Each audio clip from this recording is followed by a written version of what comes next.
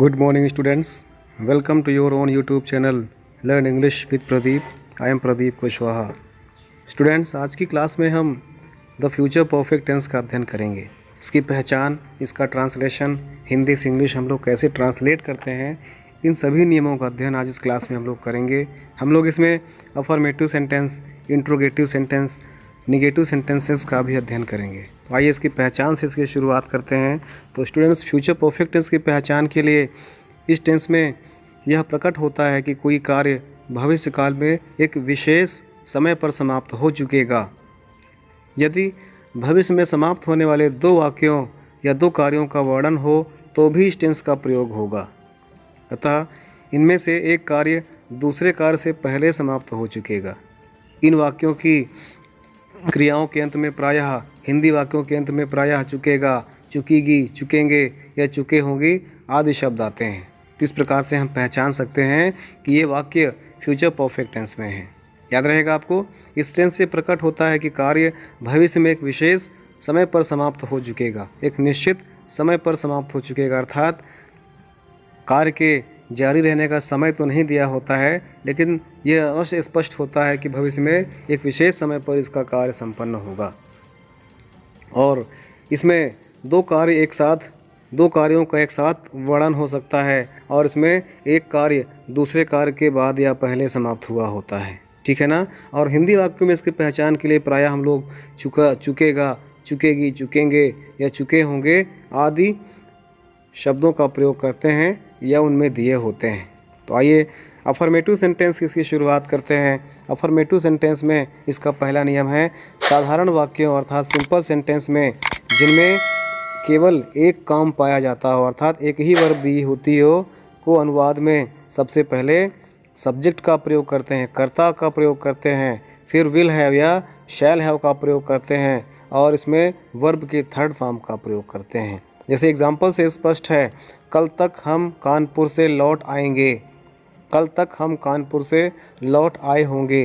कल तक we shall have return from Kanpur कल तक बाय टुमारो. फ्यूचर टेंस में हम लोग कल के लिए टुमारो का प्रयोग करते हैं. वी के साथ हम लोग शैल का प्रयोग करते हैं अर्थात आई और वी के साथ हम लोग शैल का प्रयोग करते हैं.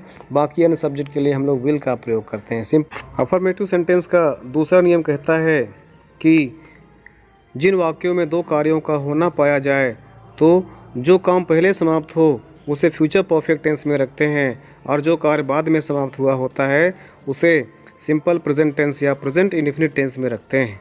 पहले समाप्त होने वाले कार्य की अंग्रेजी बनाने में सबसे पहले हमें सब्जेक्ट का प्रयोग करना होता है, फिर विल हैव या शैल हैव का प्रयोग करना होता है और फिर लास्ट में वर्ब की थर्ड फॉर्म और अदर ऑब्जेक्ट्स एक्स्ट्रा यूज़ करना होता है. और जैसे एग्जांपल द्वारा समझिएगा, तुम्हारे पहुंचने से पहले लड़के अपना मैच समाप्त कर चुके होंगे. तो पहले दो कार्य हो रहे हैं. तुम्हारे पहुंचने से पहले लड़के अपना मैच समाप्त कर चुके होंगे. तुम्हारा पहुंचना, मैच का समाप्त करना, पहले कौन सा कार्य संपन्न होता है? ऑफ कोर्स पहले मैच समाप्त हो चुका था, इसके बाद लड़के पहुंचे थे. तो the boys will have finished their match. लड़कों ने अपना मैच समाप्त कर चुका, लड़के अपना मैच समाप्त कर चुके होंगे. बिफोर यू अराइव, तुम्हारे आने से पहले.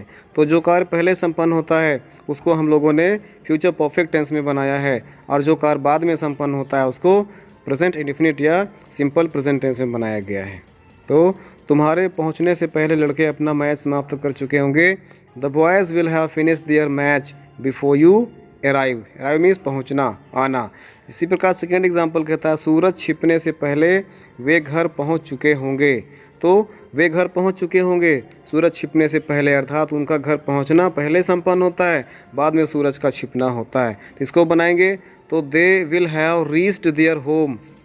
दे will have reached their homes before the sun sets.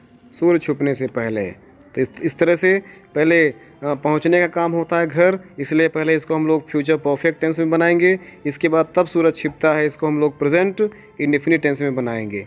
ठीक है ना. चलिए, ये एग्जांपल से आप लोग को स्पष्ट हो रहा होगा. आगे बढ़ते हैं.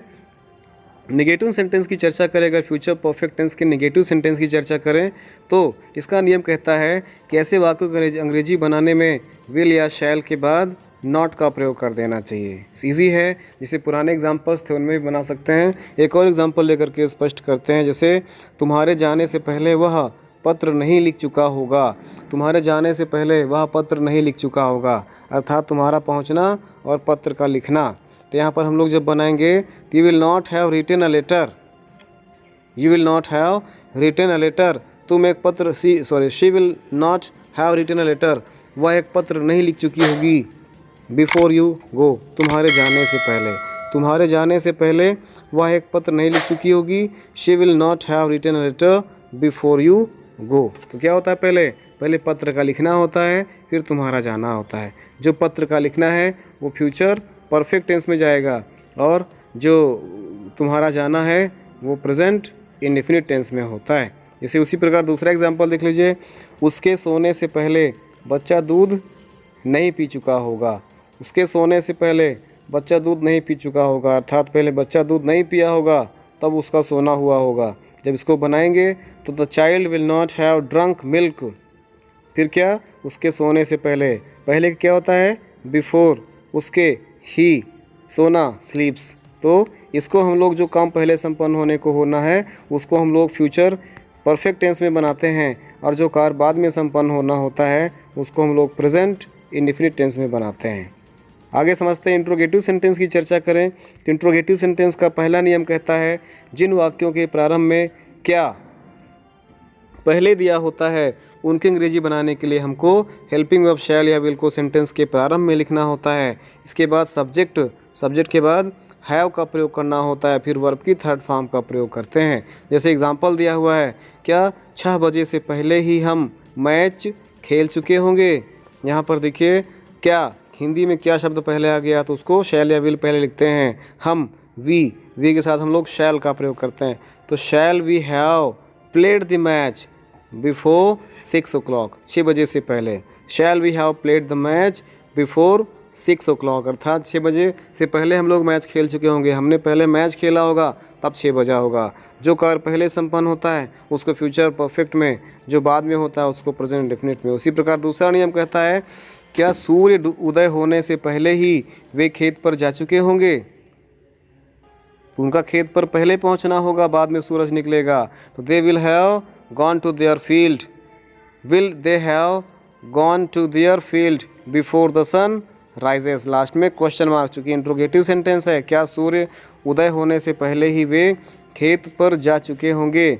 Will they have gone to the field before the sun rise. ठीक है ना। रोल सेकंड की चर्चा करें तो, जिन वाक्यों में कोई प्रश्न सूचक शब्द वाक्य के बीच में दिया हो तो उसकी अंग्रेजी बनाने में पहले प्रश्न सूचक शब्द की अंग्रेजी लिखते हैं, फिर शैल या विल का प्रयोग करते हैं, फिर सब्जेक्ट के बाद हैव और वर्ब की थर्ड फॉर्म का प्रयोग करते हैं। जैसे एग्जाम्पल के द्वारा समझिएगा, अध्यापक की कक्षा में प्रवेश करने से पहले तुम प्रश्न कैसे निकाल चुके होगे। कैसे, अब बताया था मैंने, जब क्वेश्चन वर्ड टाइप में होता है तो उसको उसकी हेल्पिंग, उसका क्वेश्चन वर्ड पहले लिखा जाता है। क्या हो गया इसमें, पहले कैसे, हाउ के साथ क्या आएगा, विल या शैल आएगा। सब्जेक्ट के अनुसार, सब्जेक्ट यू है तो ऑफ कोर्स विल आएगा। तो how will you have solved the sums means प्रश्न का उत्तर निकालना। How will you have solve the sums before the teacher enters the class. उसी प्रकार दूसरा कहता है, मेरे पेड़ पर चढ़ने से पहले ही वह क्या खा चुका था। क्या की इंग्लिश में क्या होता है, वाट को पहले लिखेंगे, वाट के बाद विल या शैल, ही है तो विल, तो हो जाएगा what will he have eaten before I climb up the tree. ठीक है ना, समझते चलिएगा। जैसे इसका इंट्रोगेटिव सेंटेंस का दूसरा नियम कहता है, तीसरा नियम कहता है, हाउ मच, हाउ मेनी, विच और हुज के साथ उनसे रिलेटेड नाउन्स का भी प्रयोग किया जाता है। जैसे सूरज छिपने से पहले कितने लड़के यहाँ आ चुके थे, कितने लड़के, हाउ मेनी बॉयज़, बॉयज़ यहाँ पर नाउन है तो हाउ मेनी है, हाउ मच के बाद हमको नाउन को भी प्रयोग करना होता है। तो जाएगा how many boys will have come here before the sun sets. सूरज छिपने से पहले कितने लड़के यहाँ आ चुके होंगे। How many boys will have come here before the sun sets. उसी प्रकार से रूल 4 कहता है, यदि प्रश्न सूचक शब्द ही करता हो, जैसे हु मीन्स कौन, तो पहले प्रश्न सूचक शब्द, फिर विल हैव और फिर वर्ब की थर्ड फॉर्म आती है। याद रहेगा ना। इस प्रकार से जैसे इसका अगर हम लोग एग्जाम्पल द्वारा समझेंगे तो अध्यापक के आने से पहले कौन तुम्हारे पुत्र को दंड दे चुका था। पुत्र का दंड देना, अध्यापक का पहुंचना, तो पहले पुत्र का दंड देने वाला कार्य संपन्न होता है, इसलिए इसका हो जाएगा who will have punish your son. तुम्हारे पुत्र को कौन दंड दे चुकेगा। Who will have finished your son, अध्यापक के आने से पहले। पहले के क्या होता है, before. Who will have punished your son before the teacher comes. इस प्रकार से इसको हमको चेंज करना है। इसका नेक्स्ट रूल कहता है, इंट्रोगेटिव सेंटेंस का 5वां रूल कहता है, यदि प्रश्न सूचक वाक्य नेगेटिव हो तब कर्ता के बाद नॉट का प्रयोग करना चाहिए। जैसे क्या मेरे स्कूल पहुंचने से पहले घंटी नहीं बज चुकेगी। Will the bell not have rung, यहाँ पर हैव रंग हमारा वर्ब का कार्य कर रहा है, तो उसके कर्ता के बाद लगाना होता है। कर्ता के बाद लगाएंगे तो जाएगा will the bell. The bell हमारा सब्जेक्ट हो गया। Will the bell not have rung before I reached school. ठीक है ना। क्या मेरे स्कूल पहुंचने से पहले घंटी नहीं बज चुकेगी। Will the bell not have rung before I reach the school. तो इस प्रकार से ये हमने पढ़ा फ्यूचर परफेक्ट टेंस। इसको ध्यान से पढ़िएगा, एक दो बार इसको रिप्ले करके देखिएगा और इसको ध्यान से पढ़िए। So guys, thanks for watching the video. जय हिंद।